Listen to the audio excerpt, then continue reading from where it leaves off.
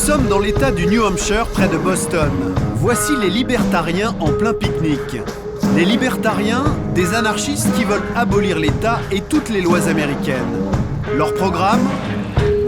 La légalisation de toutes les drogues et du mariage gay.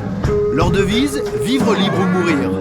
Les libertariens, un mouvement né au siècle dernier et qui surfe aujourd'hui sur la crise.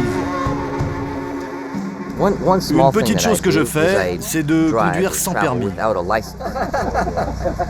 Moi, je ne paye pas d'impôts et j'ai pas peur d'aller en prison. Les couleurs, c'est parce que j'aime fumer de l'herbe. C'est un truc rasta. Et le flingue, c'est parce que je crois qu'une société armée est une société respectueuse.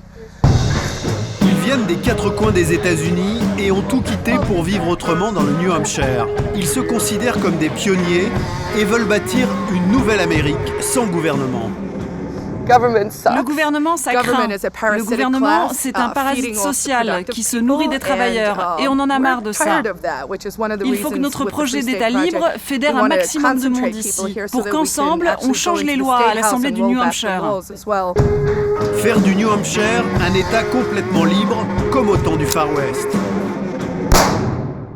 C'est la première étape de la révolution libertarienne, car ici, on ne veut surtout pas entendre parler de police. Nous sommes la police, on se protège nous-mêmes et on n'a pas besoin de la police, on n'en veut pas. Le New Hampshire, le premier État dans l'histoire de l'Amérique à s'être révolté contre les Anglais en 1774. Aujourd'hui, le noyau dur des libertariens, c'est 1 millier de militants et pourtant, au niveau national, ils représenteraient 10% de l'électorat. Congressman Ron Paul. Voici leur porte-parole, Ron Paul, un milliardaire qui se présente pour la 3e fois comme candidat aux élections présidentielles américaines, cette fois sous l'étiquette républicaine. Est-ce que vous accepteriez de sortir du système à une seule condition, ne payer que 10% d'impôts, mais en vous débrouillant tout seul et sans rien demander au gouvernement? Moins d'impôts, mais aussi moins de sécurité sociale, moins de retraites, moins d'hôpitaux, moins d'écoles. C'est aussi cela, le programme des libertariens. Mark Warden est l'un des 14 députés libertariens élus de l'Assemblée du New Hampshire. 14 sur 400 députés, c'est peu, mais pour cet agent immobilier venu de Las Vegas il y a 4 ans, c'est un début. Son combat du jour, s'attaquer à une loi qui protège les syndicats.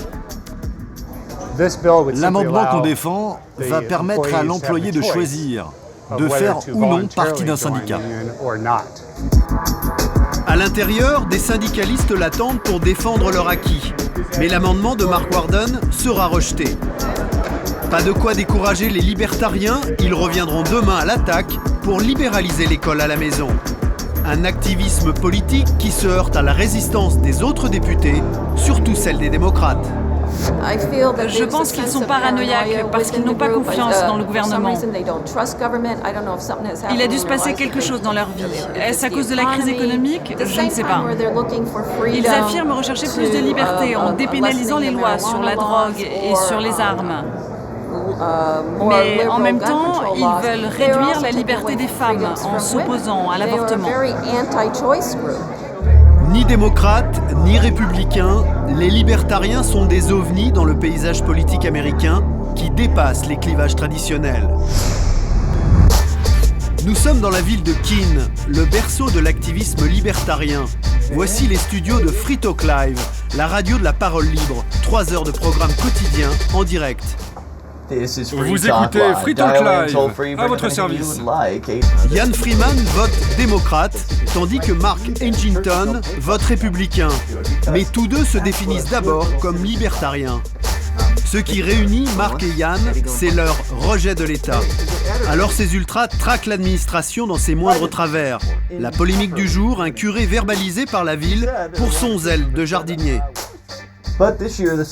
Cette année, la ville de Charlotte a verbalisé l'église pour avoir élagué ses arbres de manière excessive. L'église doit payer $100 par branche, ce qui fait un montant total de $4 000. Mais c'est absurde. Pourquoi? Aujourd'hui, le gouvernement légifère même sur la hauteur de ton gazon. Yann est lui-même un militant chevronné, habitué des commissariats de police. Aujourd'hui, il nous emmène au célèbre 420, le 16h20, un rendez-vous hebdomadaire où les fumeurs de cannabis de la ville de Keene se réunissent sur la place principale pour se rouler un joint au nez et à la barbe des autorités. Smoke these in remembrance of lost liberty. Smoke them if you got them. Les flics savent qu'on est ici et ils savent ce qu'on fait. Ils sont déjà venus et ont déjà fait plein d'arrestations. Quand ils effectuent une arrestation, cela montre qu'ils sont violents. Et quand ils ne nous arrêtent pas et qu'ils nous ignorent, cela montre qu'ils sont injustes dans leur manière d'appliquer leurs lois. Chez les libertariens, le but de toute action est de se faire arrêter pour revendiquer sa liberté individuelle. Et surtout de filmer l'arrestation pour mieux condamner l'autorité. Asseyez-vous.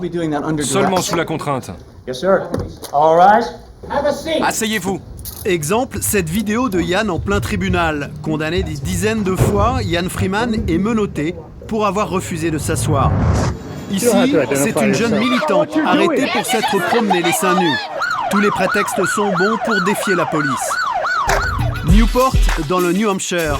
Aujourd'hui, Marc l'animateur radio est convoqué au tribunal pour excès de vitesse.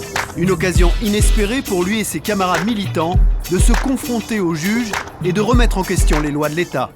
Je n'ai pas l'intention de payer, car pour moi, le gouvernement collecte l'argent par la force. Et je n'aime pas cela. Au lieu de payer l'amende, je préfère aller en prison. Quand il entre dans le tribunal, Marc n'est pas seul. Il y a aussi ses amis activistes comme Yann Freeman, autorisés à filmer. Et dès le début, il provoque un incident de séance. Monsieur, soit vous enlevez votre casquette, soit vous sortez. Aucun des militants n'enlèvera sa casquette. Marc assure lui-même sa défense et soulève très vite un point de droit. J'ai une objection. L'agent ici présent porte un revolver, alors qu'on m'a confisqué à l'entrée du tribunal un couteau à cran d'arrêt de 2 cm et demi. Cela montre une connivence entre l'exécutif et le judiciaire. Mais ça n'a rien à voir avec l'accusation d'excès de vitesse. La Constitution du New Hampshire donne le droit à la révolution, et ça me donne donc le droit de me révolter. Et comment quelqu'un peut-il s'opposer à ce droit constitutionnel ? Ce n'est pas une vraie question dans le cadre de ce contre-examen. Vous remettez en cause la Constitution ? Marc refusera de payer les 77 $ d'excès de vitesse. Il évitera la prison, mais choisira d'effectuer 8 heures de travaux d'intérêt général. Une manière pour lui de continuer le combat des libertariens.